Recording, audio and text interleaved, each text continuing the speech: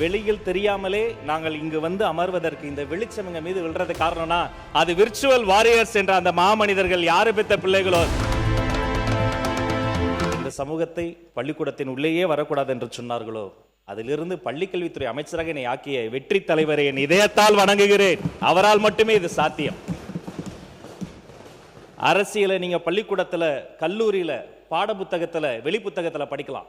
ஆனா practical politics இப்படிதான் நிக்கணும், இப்படிதான் பேசணும், இப்படி ஆளணும்னு சொல்லி எங்களுக்கு அந்த நடைமுறை அரசியலை கற்றுத்தந்த எங்கள் ஆசான் பொதுச் செயலாளர் எங்கள் அன்பு அண்ணன் என் ஆனந்த் அவர்களையும் வணங்கி,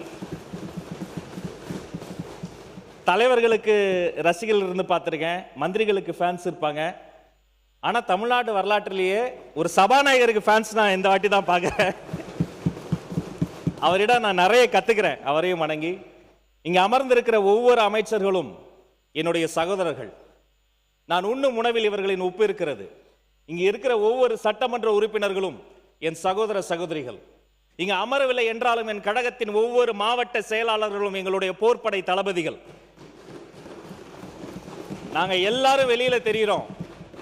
ஆனா நான் திரும்ப யோசித்து பார்க்கிறேன், வெளியில் தெரியாமலே நாங்கள் இங்கு வந்து அமர்வதற்கு இந்த வெளிச்சம் எங்க மீது விழுறது காரணம்னா அது விர்ச்சுவல் வாரியர்ஸ் என்ற அந்த மாமனிதர்கள் யாரு பெற்ற பிள்ளைகளோ, தம்பி தங்கைகள், அவர்களுக்கும் நன்றி சொல்லி, எங்க மாவட்ட செயலாளர் பூக்கடை குமார், பகுதி செயலாளர் ஓட்டேரி நந்தா, தம்பி எழும்பூர் ராஜேஷ் உள்ளிட்ட அத்தனை நிர்வாகிகளுக்கும் நன்றி சொல்லி, மாண்புமிகு எதிர்க்கட்சி தலைவர் முன்னாள் துணை முதல்வர் திரு உதயநிதி ஸ்டாலின் அவர்களை வணங்கி, முன்னாள் முதல்வர் எடப்பாடியார் அவர்களை வணங்கி, எதிரில் அமர்ந்திருந்தாலும் எதிரிகளா நாங்க பார்க்கல, இவங்க கிட்ட இருந்தும் ஏதாவது நம்ம நல்லதோ கெட்டதோ கத்துக்க முடியுமா என்று ஏகலைவன் போல பார்க்கக்கூடிய எங்கள் மூத்த உறுப்பினர்கள், சகல கட்சி தலைவர் அத்தனை பேரையும் வணங்கி என் உரையை தொடங்குகிறேன்.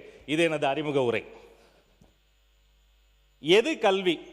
அங்கதான் என்னுடைய மானிய கோரிக்கையை நான் வந்து தகவமைக்கிறேன். புத்தகத்தில் இருக்கிறதெல்லாம் எப்படியாவது மண்டைக்குள்ள புகுத்துவது அல்ல கல்வி. புத்தகத்தில் இருக்கிறதெல்லாம் அப்படியே கல்வியும் அறிவையும் கொடுத்துரும்னா அந்த புத்தகத்தை வைக்கக்கூடிய அலமாரிகள்லாம் அறிவாளிகளா மாறி இருக்குமே? இல்லை. பக்கத்தில் யாரோ எழுதுறாங்க, அதுதான் சரியான பதில் நம்பி அதை அப்படியே அச்சடிச்சான் காப்பி போல பிரதி எடுப்பது அல்ல கல்வி. சரியோ தப்போ சொந்தமா சிந்திச்சு தைரியமா எழுதுவோம், பார்த்துக்கலான்னு சுயமாக சிந்திக்க தெரிந்த மனிதர்களை உருவாக்குவதுதான் கல்வி. அதுதான் நம்முடைய புதிய வெற்றி கல்வி.